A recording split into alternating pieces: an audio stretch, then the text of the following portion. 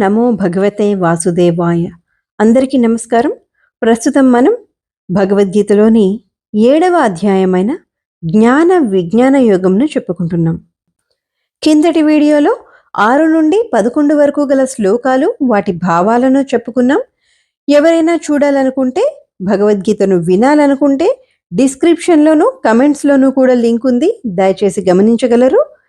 ఆ లింక్ మీద మీరు టచ్ చేయగానే భగవద్గీతకు సంబంధించిన అన్ని వీడియోలు పార్ట్ 1 నుండి అధ్యాయం 1 పార్ట్ 1 నుండి అన్నీ ఓపెన్ అవుతాయి. అందులో మీకు ఏది కావాలంటే అది ఓపెన్ చేసి వినగలరు.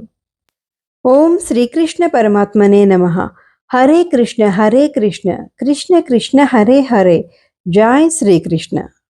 7వ అధ్యాయంలోని 12వ శ్లోకం మరియు భావం ఇప్పుడు తెలుసుకుందాం. ये चैव सात्विका भावा राजसास्तामसाश्च ये मत्त एवेति तान् विद्धि न त्वहं तेषु ते मयि.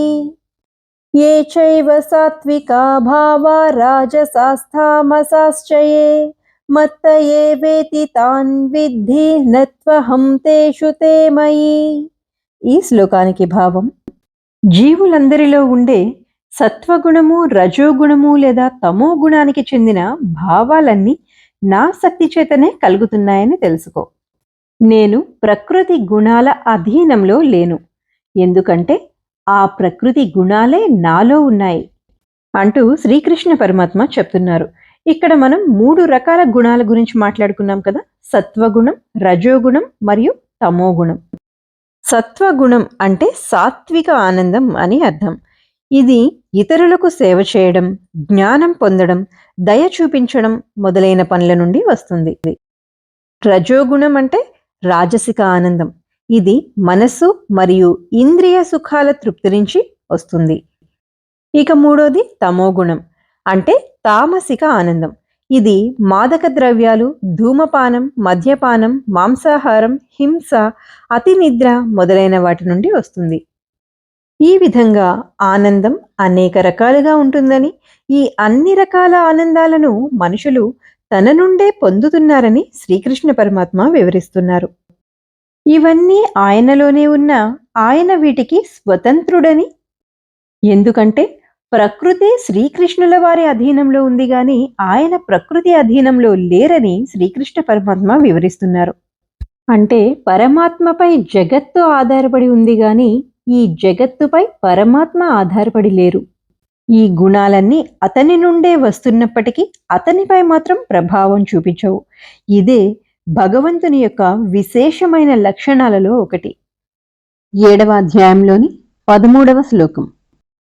త్రిభిర్గుణమయైర్భావైః యేభిః సర్వమిదం జగత్ మోహితం నాభిజానాతి మామేభ్యః పరమవ్యయం.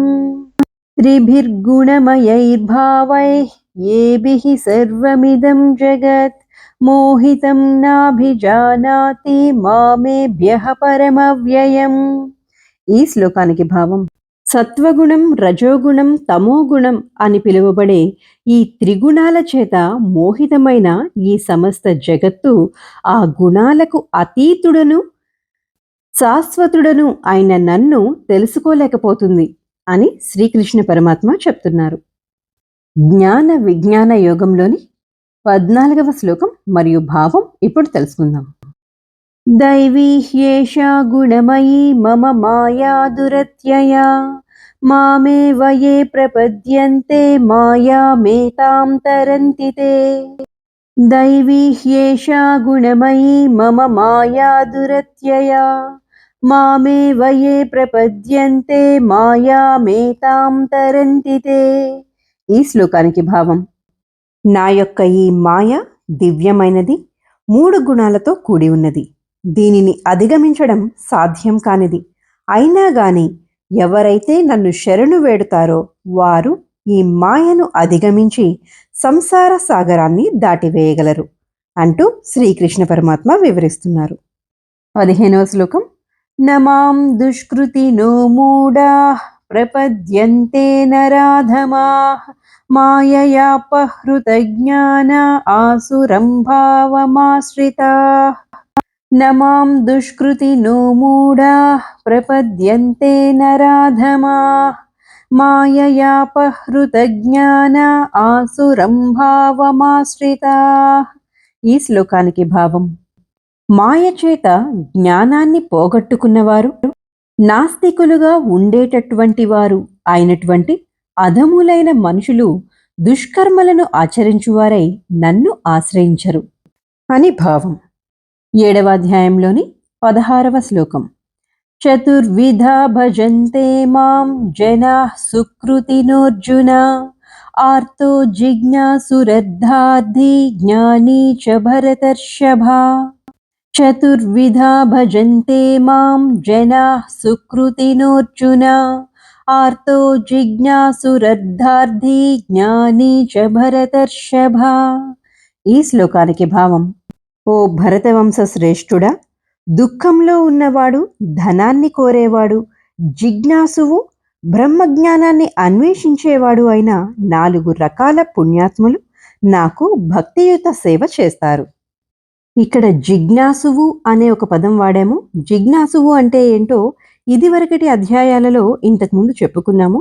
మరొక్కసారి తెలియని వారి కోసం, పరమార్థ తత్వాన్ని తెలుసుకోవాలి అనుకునే భక్తుడిని జిజ్ఞాసువు అంటారు.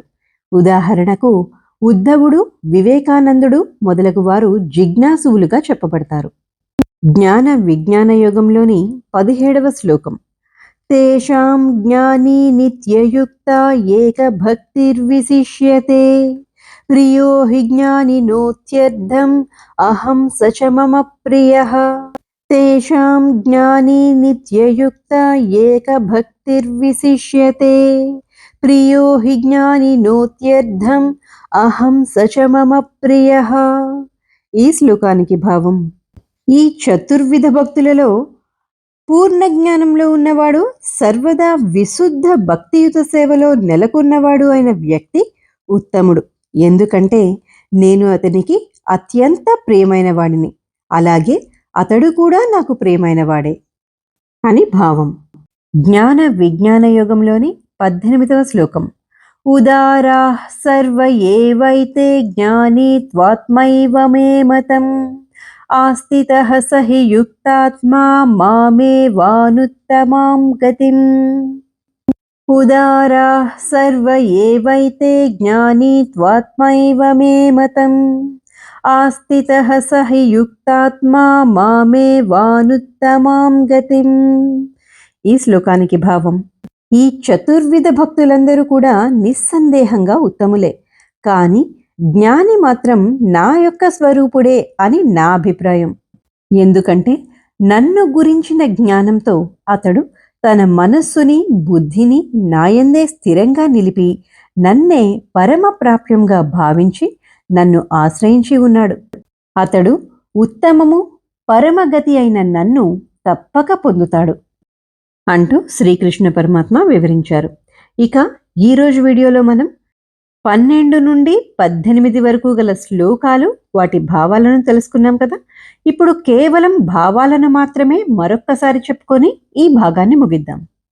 భగవద్గీత 7వ అధ్యాయంలోని 12 నుండి 18 వరకు గల శ్లోకాలకు భావాలు ఈ విధంగా ఉన్నాయి. ఓ అర్జున, సాత్విక, రాజసిక, తామసిక భావాలన్నీ నా నుండే కలుగుతున్నాయని తెలుసుకో. నిజానికి నేను ప్రకృతి గుణాల అధీనంలో లేను, ఎందుకంటే అవే ఆ ప్రకృతి గుణాలే నాలో ఉన్నాయి. ఈ సత్వగుణము, రజోగుణము, తమోగుణము అనే త్రిగుణాలచే మోహితమై ఉన్న ఈ సమస్త జగత్తు ఆ గుణాలకు అతీతుడను, శాశ్వతుడను అయిన నన్ను తెలుసుకోలేకపోతుంది. నా యొక్క ఈ మాయ దివ్యమైనది, 3 గుణాలతో కూడి ఉంది. దీన్ని అధిగమించడం సాధ్యం కాదు. అయినా కాని ఎవరైతే నన్ను శరణు వేడుతారో వారు ఈ మాయను అధిగమించి సంసార సాగరాన్ని దాటివేయగలరు. మాయ చేత జ్ఞానాన్ని పోగొట్టుకున్నవారు, నాస్తికతను చేపట్టేవారు అయిన దుష్టులు నన్ను శరణు వేడరు. అర్జున, నన్ను 4 విధాలైన పుణ్యజనులు ఆరాధిస్తారు. వారు ఎవరంటే దుఃఖంలో ఉన్నవారు, ధనాన్ని కోరేవారు, జిజ్ఞాసువు, బ్రహ్మజ్ఞానాన్ని అన్వేషించేవారు. వీరందరూ కూడా పుణ్యాత్ములుగానే పిలువబడతారు. వీరందరూ నాకు భక్తియుత సేవ చేస్తారు. వీరందరిలో పూర్ణ జ్ఞానంలో ఉన్నవాడు సర్వదా విశుద్ధ భక్తియుత సేవలో నెలకొనేవాడు అయినటువంటి వ్యక్తి ఉత్తముడు. ఎందుకంటే అతడు నిరంతరం నాయందే ధ్యాన నిమగ్నుడై ఉండి పూర్ణ జ్ఞానంతో ఉంటాడు. నిజంగా నా యొక్క తత్వాన్ని తెలుసుకున్న జ్ఞానికి నేను అతి ప్రియమైన వాడిని. అదేవిధంగా అతడు కూడా నాకు ప్రియమైనవాడు. ఈ చతుర్విధ భక్తులందరూ ఉత్తములే, కానీ జ్ఞాని మాత్రం నా యొక్క స్వరూపుడే అని నా అభిప్రాయం. ఎందుకంటే అతడు తన మనస్సును బుద్ధిని నాయందే స్థిరంగా నిలిపి నన్నే పరమప్రాప్యంగా భావించి నన్ను ఆశ్రయించి ఉంటాడు. అందువలన అతను నాకు కూడా ప్రియమైనవాడు అవుతాడు అంటూ శ్రీకృష్ణ పరమాత్మ ఈ శ్లోకాలలో వివరించారు. ఇక వచ్చే వీడియోలో మనం 19వ శ్లోకం నుండి శ్లోకము మరియు భావము చెప్పుకుంటూ వెళ్దాం.